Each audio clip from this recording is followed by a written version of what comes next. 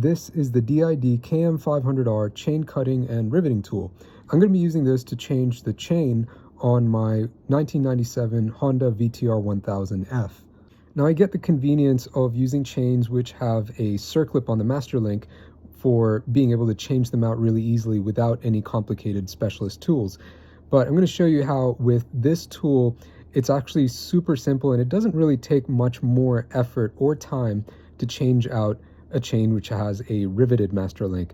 And I personally feel more comfortable using a riveted master link just because it has a little bit more of a secure connection on the chain.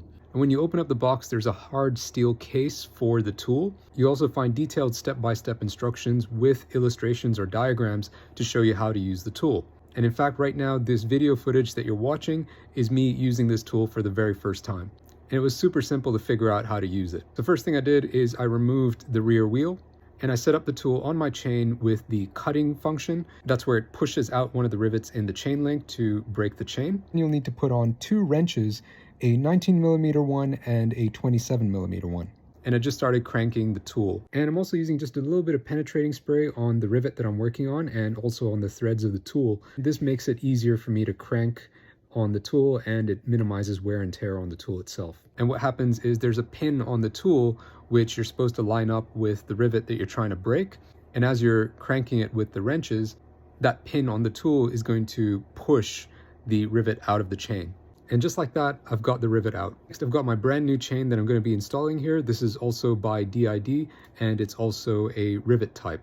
Now everything featured in this video, the tool, the chain for a VTR1000F, it's linked in the description below. Now they are affiliate links, so if you use those links to make a purchase, I will get a kickback, so thank you in advance. So I've opened up the box and inside there's a brand new chain, there's a brand new master link, which is separated into its 2 parts.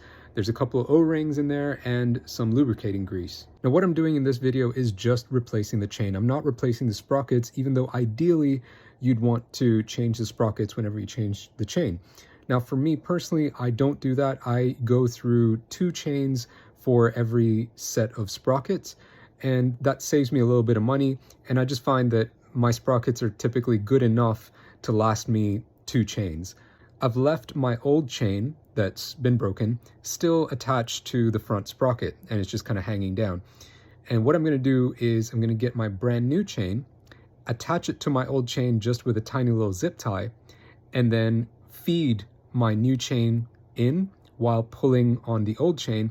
And that way my new chain is going to go around my front sprocket, and then I can cut the zip tie, chuck my old chain away, and then I just have to connect the ends of my brand new chain.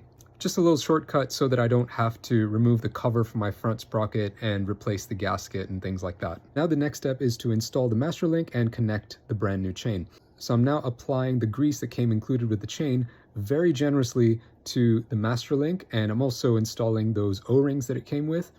And I'm now going to put that into my brand new chain and get the other piece of the master link on top and all lined up. And I'm also going to now set up my tool in the master link pressing mode. In this configuration, what the tool does is it just presses the master link pieces together. I'm just going to put my 2 wrenches on and crank them, and that's going to press the master link together. But we're not done yet. There's still one more step, and you've got to remove the tool from the chain and set it up again.